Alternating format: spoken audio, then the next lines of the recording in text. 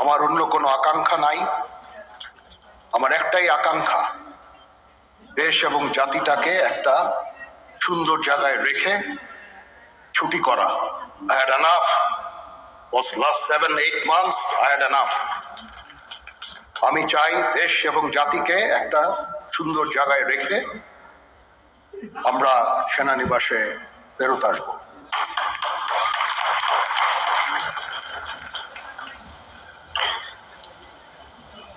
আরেকটা জরুরি বিষয় যেটা আমি ভাবলাম যে আপনাদের সাথে আমি শেয়ার করি, দেশের এই আইন শৃঙ্খলা পরিস্থিতি খারাপের পেছনে কিছু কারণ আছে।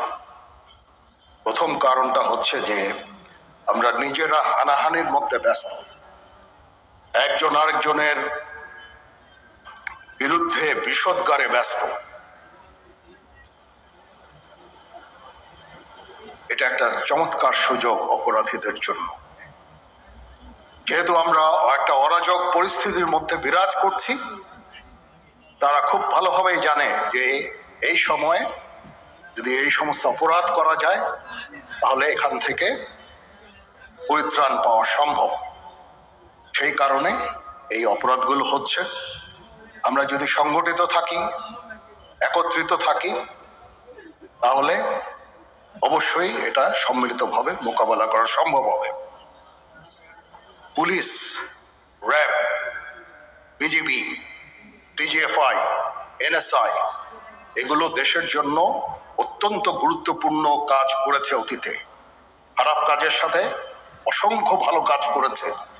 আজকে যে দেশের স্থিতিশীলতা, দেশটাকে যে এত বছর স্থিতিশীল রাখা হয়েছে, এটার কারণ হচ্ছে এই সশস্ত্র বাহিনীর বহু সেনা সদস্য, সিভিলিয়ান সবাই মিলে এই অর্গানাইজেশনগুলোকে, অসামরিক সামরিক সবাই মিলে এই অর্গানাইজেশনগুলোকে এফেক্টিভ রেখেছে।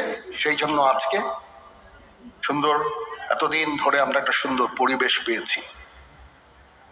এর মধ্যে যারা কাজ করেছে, যদি অপরাধ করে থাকে সেটা শাস্তি হবে, অবশ্যই শাস্তি হতে হবে।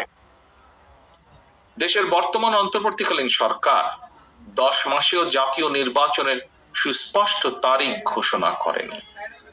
ফলে রাষ্ট্র এবং রাজনীতিতে এক ধরনের অনিশ্চয়তা সৃষ্টি হয়েছে এবং এই অনিশ্চয়তা সৃষ্টি হওয়ার কারণে আমরা যদি খেয়াল করি, দেশে অর্থনৈতিক কর্মকাণ্ড বলা যায় প্রায় স্থবির হয়ে পড়েছে।